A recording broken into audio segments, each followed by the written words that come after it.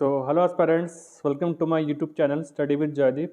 आप सभी विद्यार्थियों का मेरे YouTube channel study with Jaideep में बहुत बहुत स्वागत है।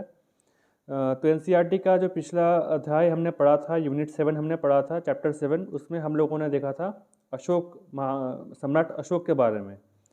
तो आज हम लोग देखेंगे यूनिट 8 पढ़ेंगे, चैप्टर 8 पढ़ेंगे, खुशहाल गाँव एवं समृद्ध शहर। तो चलिए देखते हैं। पहला है लोहे का औजार और खेती। अब इस चैप्टर में मुख्यतः लोहे के बारे में बताया गया है। साथ ही साथ इस चैप्टर में बताया गया है कि साउथ मतलब दक्षिण भारत के कुछ कीवर्ड्स के बारे में आपको बताया गया है। एनसीईआरटी क्लास 6 का जो ये हिस्ट्री का किताब है उसमें पिछले अध्याय में हमने अशोक के बारे में पढ़ा हुआ था, अशोक के धम्म के बारे में पढ़ा था। साथ ही साथ हमने विष्णुगुप्त चाणक्य यानी कि कौटिल्य के बारे में भी पढ़ा था। तो इसमें हम देखेंगे लोहे का उपयोग, लोहे का औजार और खेती। अब देखिए, लोहे का जो आविष्कार हुआ था ना, वो हुआ था लेटर वैदिक एरा में, मतलब उत्तर वैदिक काल में जो लोहे का है वो आविष्कार हो चुका था। जो ऋग वैदिक काल था, ऋग वैदिक एरा में लोहे का आविष्कार नहीं हुआ था। ऋग वैदिक काल का जो मुख्य व्यवसाय था वो था पशुपालन, परंतु लेटर वैदिक एरा यानी कि उत्तर वैदिक काल में जब लोहे का आविष्कार हो गया था, तब जो लोग थे उनका जो मुख्य व्यवसाय था वो पशुपालन से शिफ्ट हो गया था। अब वो कृषि करने लगे थे। लोहे का जब उन्होंने आविष्कार किया उत्तर वैदिक काल में, तब लोहे का उपयोग से उन्होंने जंगलों को साफ किया, जंगलों को उन्होंने खेती योग्य बनाया, खेती योग्य कृषि योग्य भूमि के रूप में जो जंगल थे उसको कन्वर्ट किया। उसके बाद वहाँ पर उन्होंने कृषि करना शुरू कर दिया। साथ ही साथ लोहे का उपयोग उन्होंने अस्त्र शस्त्र या फिर जो भी वेपन्स है या फिर जो भी आर्मर्स है, ठीक है, कवच, ये सब बनाने में किया था। अब देखिए, लोहे के उपयोग से ही एक महान जनपद यानी कि मगध महाजनपद का विकास हुआ था। जो गंगा और सोन नदी का जो आसपास का क्षेत्र था, उस जगह को मगध महाजनपद के नाम से जाना जाता था। मगध महाजनपद के जो मुख्य राजा थे वे थे सम्राट अशोक, जिसके बारे में हम लोग पिछले अध्याय में पढ़ चुके हैं। तो चलिए देखते हैं लोहे के औजार और खेती। भारतीय उपमहाद्वीप में लोहे का प्रयोग लगभग 3000 वर्ष पूर्व शुरू हो गया था। भारतीय उपमहाद्वीप में लोहे का प्रयोग लगभग 3000 वर्ष पूर्व शुरू हो गया था। महापाषाण काल के कब्रों में लोहे के हथियार और औजार बड़ी संख्या में मिले हैं। अब देखिए, यहाँ पर ये जो स्टेटमेंट है, महापाषाण काल के कब्रों में लोहे के औजार और हथियार बड़े संख्या में मिले हैं, इससे यह सिद्ध होता है कि महापाषाण काल के जो भी लोग थे उन्हें पुनर्जन्म पर विश्वास था। ठीक है, तभी वे लोग जो मृतक है उनके साथ साथ लोहे के औजार और हथियार भी दफना देते होंगे। लगभग 25 वर्ष पहले लोहे के औजारों के बढ़ते हुए प्रयोग का प्रमाण मिला हुआ है। लोहे का उपयोग, अब इसमें बताया गया है कि लोहे का उपयोग क्यों किया जाता था। लोहे का उपयोग जंगलों को साफ करने के लिए एवं उसे कृषि योग्य भूमि में बदलने के लिए किया जाता होगा।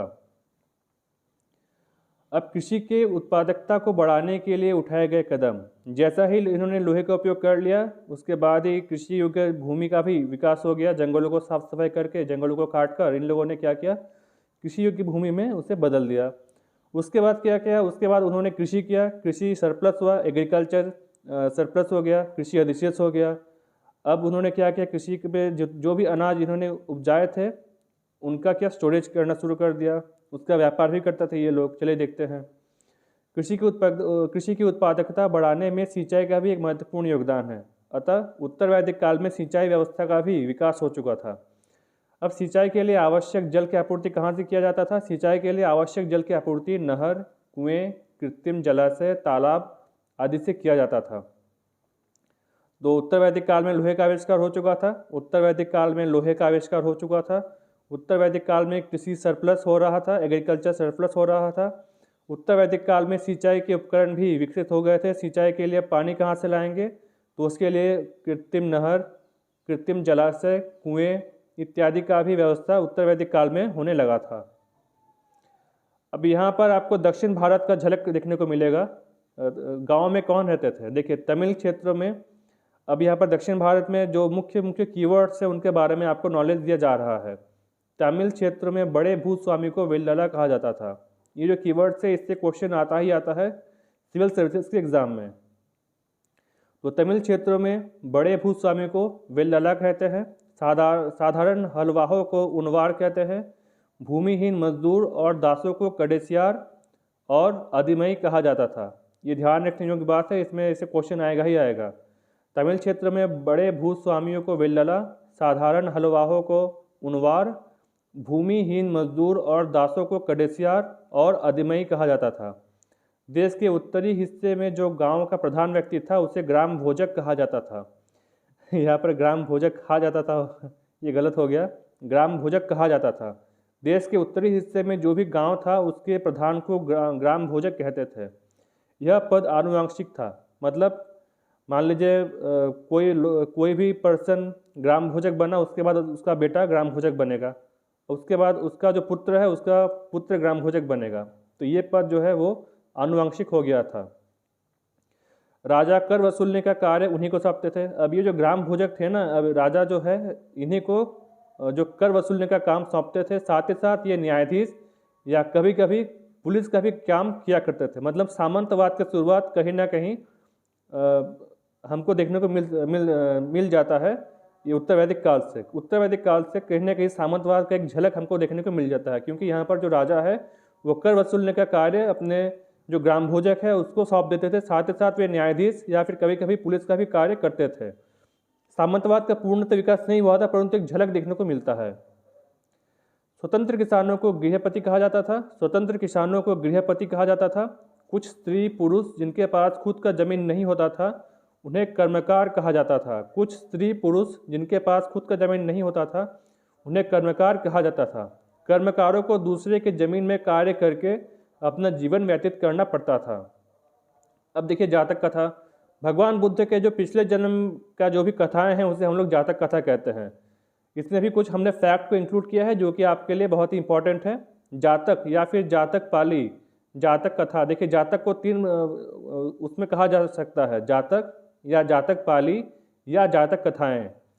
अब ये कौन से बौद्ध ग्रंथ का भाग है? ये भाग है त्रिपिटक नामक बौद्ध ग्रंथ का। जातक या जातक पाली या जातक कथाएं बौद्ध ग्रंथ त्रिपिटक का भाग है। इन कथाओं में महात्मा बुद्ध के पूर्व जन्म की कथाएं हैं। जातक कथाओं को विश्व के प्राचीनतम लिखित कहानियों में गिना जाता है, जिससे लगभग 600 कहानियाँ संग्रहित किया गया है। इन कथाओं में मनोरंजन के माध्यम से नीति और धर्म को समझने का भी प्रयास किया गया है। जब हम लोग देखते थे जातक कथा नाम से एक टीवी में प्रोग्राम आता था DD1 में सॉरी, तो उसमें हम लोग देखते थे भगवान बुद्ध के जो पिछले जन्म के जो बातें थी, पिछले जन्म में जो भी उनके जो कैरेक्टर्स थे उनके बारे में कहा जाता था जातक टेल्स में, जातक कथाओं में। क्योंकि जातक कथाएं भगवान बुद्ध के पूर्व जन्म संबंधी कथाएं हैं, इसलिए अधिकतर कहानियों में वही प्रधान पात्र के रूप में चित्रित किए गए हैं। अब आता है बेरी गाजा। देखिए भरूच गुजरात में एक प्रसिद्ध बंदरगाह था, पोर्ट। भरूच गुजरात में स्थित एक प्रसिद्ध बंदरगाह था। एक यूनानी नाविक ने इसका वर्णन किया है, उसे भरूच को बेरी गाजा कहा है। जो गुजरात में जो भरूच नाम का बंदरगाह था, पोर्ट था, उसी को बेरी गाजा कहा जाता था। अब इस जो बेरी गाजा नाम था वो दिया था यूनानी एक नाविक ने। यूनान के एक नाविक आया था भारत में, उसी ने जो गुजरात का जो भरूच का जो पोर्ट है, बंदरगाह है, उसी को उसने क्या कहा, बेरी गाजा कहा। भरूच बंदरगाह के माध्यम से सोना, चांदी, तांबा, टिन, शीशा और शराब का आयात होता था। भरूच बंदरगाह से सूती वस्त्र, रेशमी वस्त्र, हिमालय के जड़ी बूटियों का भी निर्यात किया जाता था। अब मथुरा 2500 साल पहले उत्तर भारत का एक महत्वपूर्ण नगर था। मथुरा आज भी हमारे देश का एक महत्वपूर्ण नगर ही है। तो यह बेहतरीन मूर्तियां बनाने का केंद्र था। मथुरा लगभग 2500 साल पहले उत्तर भारत का एक महत्वपूर्ण नगर था। यह बेहतरीन मूर्तियां बनाने का केंद्र था। लगभग 2000 साल पहले यह नगर कुषाणों की राजधानी भी रहा है। देखिए मथुरा कुषाणों का राजधानी भी था। कुषाण एक राजवंश है। मथुरा कृष्ण भक्ति का एक महत्वपूर्ण केंद्र था। यहाँ बौद्ध विहार व जैन मंदिर भी हैं। मथुरा में प्रस्तर खंड मतलब पत्थर के खंड, पत्थर जो स्टोन के जो टुकड़े होते हैं, बड़े बड़े पत्थर के खंड तथा मूर्तियों पर अनेक अभिलेख किए गए हैं। ये एक प्रकार के दान पात्र हैं जिन पर सुनारों, लुहारों, बुनकरों, टोकरी बनाने वालों, माला बनाने वालों तथा इत्र बनाने वालों का उल्लेख मिलता है। मथुरा में जो भी हमें मूर्तियाँ मिली हैं, जो भी हमें प्रस्तर खंड मिला है, जो भी हमें अभिलेख मिला है, जो भी चीज़ें वहाँ पर खुदवाई गई हैं, उससे हमें किसके बारे में जानकारी मिलता है? उससे हमें जानकारी मिलता है सुनारों के बारे में, लुहारों के बारे में, बुनकरों के बारे में, टोकरी बनाने वालों के बारे में, माला बनाने वालों के बारे में, इत्र बनाने वालों के बारे में। अब मिट्टी के बहुत ही सुंदर बर्तन मिले हैं जिन्हें उत्तरी काले चमकीले पात्र NBPW northern black polished wares कहा गया है। ये ध्यान में रखने योग्य बात है। उत्तर में वाराणसी तथा दक्षिण में मदुरई वस्त्र निर्माण के लिए प्रमुख केंद्र थे। तो वस्त्र निर्माण के प्रमुख केंद्र कौन सा था? उत्तर में वाराणसी, जो कि आज भी फेमस है अपने बनारसी जो साड़ी है उसके लिए। जो गर्ल्स हैं उसका तो फेवरेट डेस्टिनेशन बनारसी है, क्योंकि वहाँ पर बनारस की जो साड़ियाँ हैं, बनारसी साड़ियाँ या फिर विभिन्न प्रकार की जो साड़ियाँ हैं वो बहुत ही अच्छा मिलता है, कम रेट पे मिल जाता है। तो उत्तर में वाराणसी तथा दक्षिण में मदुरई वस्त्र निर्माण के प्रमुख केंद्र था। अनेक शिल्पकार तथा व्यापारी अपने अपने संघ बनाते थे जिसे श्रेणी कहा जाता था। अब श्रेणी किसे कहते हैं? श्रेणी कहते हैं अनेक शिल्पकार तथा व्यापारी अपना संघ एक ग्रुप बनाता था, उसे ही हम लोग श्रेणी कहते हैं। श्रेणी लगभग 2200 साल पहले लगभग 2200 साल पहले से 1900 साल पहले अरिकमेडु एक पत्तन था। ठीक है, अरिकमेडु यानी कि पुदुचेरी। आज का जो पुदुचेरी है उस समय उसे अरिकमेडु कहा जाता था। अरिकमेडु पुदुचेरी में एक पत्तन यानी कि पोर्ट बंदरगाह था। यहाँ ईंटों से बना एक ढांचा मिला है जो संभवतः गोदाम रहा होगा। अब जैसे जब हम जाते हैं किसी भी पोर्ट में, आप विजिट करने जाइए तो वहाँ पर स्टोरेज के लिए बहुत सारे आपको गोदाम मिल जाएगा। तो ठीक उसी तरह जो अरिकामेडु था, जो पुदुचेरी है, वहाँ पर भी एक पोर्ट था और पोर्ट बंदरगाह था। वहाँ भी स्टोरेज करने के लिए बहुत सारे ढांचा मिल जाता है।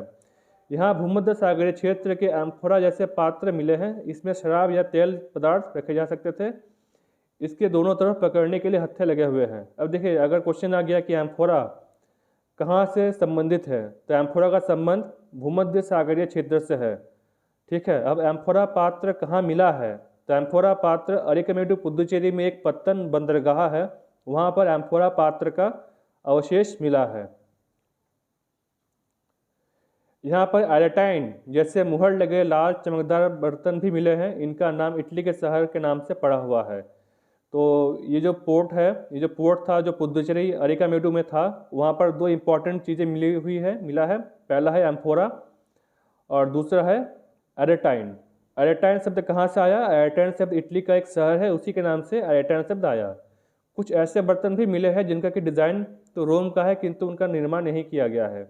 मतलब तब के समय में भी मेक इन इंडिया का कोई प्रोजेक्ट किसी ने लाया होगा कि चलो विदेशों में जो भी वस्तुएं उपलब्ध होती है उसका निर्माण हम भारत में ही करते हैं, जिससे कि हमारा कॉस्ट है वो कम हो जाएगा। जैसे हमारे जो प्रधानमंत्री जी हैं, प्राइम मिनिस्टर मोदी जी, उन्होंने मेक इन इंडिया का प्रोजेक्ट शुरू किया है। ठीक उसी तरह तब भी मेक इन इंडिया का ही कोई प्रोजेक्ट शुरू किया जाता था, तो जिसके फलस्वरूप क्या होता था, जो चीज़ें विदेशों में बनते थे उन चीज़ों को भारत में भी प्रोडक्शन किया जाता था। किसी का एक एग्जाम्पल है एरेटाइन। यहाँ पर एरेटाइन जैसे मुहर लगे लाल चमकदार बर्तन भी मिले हैं। इनका नाम इटली के एक शहर के नाम से रखा गया है। कुछ ऐसे बर्तन भी मिले हैं जिनका डिज़ाइन तो रोम का था, किंतु उनका निर्माण भारत में ही किया जाता था। लगभग 2000 साल पहले रोम एक बहुत बड़े साम्राज्य की राजधानी थी। अगस्टस एक रोम का शक्तिशाली शासक था। उसने रोम में रंगमहल, एम्पी थिएटर तथा जलवाही सेतु बनवाए थे। तो लगभग 2000 साल पहले ये तो उतना इम्पोर्टेंट नहीं है, इसलिए फिर भी एक बार देख लीजिए। लगभग 2000 साल पहले रोम का एक बहुत बड़े साम्राज्य की राजधानी थी, रोमन एम्पायर था। ठीक है, अगस्टस वहाँ का एक शक्तिशाली शासक था। उसने रोम में एम्पी थिएटर बनाया था, साथ ही साथ जलवाही सेतु भी बनवाए थे। तो आज के लिए बस इतना ही। Thanks. Be happy, be polite to all, care your parents, wear mask and use sanitiser. तो अगर आपका वीडियो अच्छा लगा, पसंद आया, तो हमारे चैनल को प्लीज़ सब्सक्राइब कर दीजिए। और हम लोग अब डेली वीडियो डालते रहेंगे। अब जब ये ख़त्म हो जाएगा, NCERT का क्लास 6 का हिस्ट्री ख़त्म हो जाने के बाद हम क्या करेंगे, पूरा MCQ का एक सीरीज़ लेके आएंगे। ठीक है, तो उस MCQ के सीरीज़ को आप जरूर से ज़रूर देखिएगा, उसमें एकदम पूरा आपका रिवीजन हो जाएगा। और जो भी उसमें वहाँ पर क्वेश्चन हम लोग डालेंगे, एकदम सिविल सर्विसेज के पैटर्न के हिसाब से ही हम लोग क्वेश्चन डालेंगे। तो चलिए, स्टे सेफ। आज के लिए इतना ही। Thank you.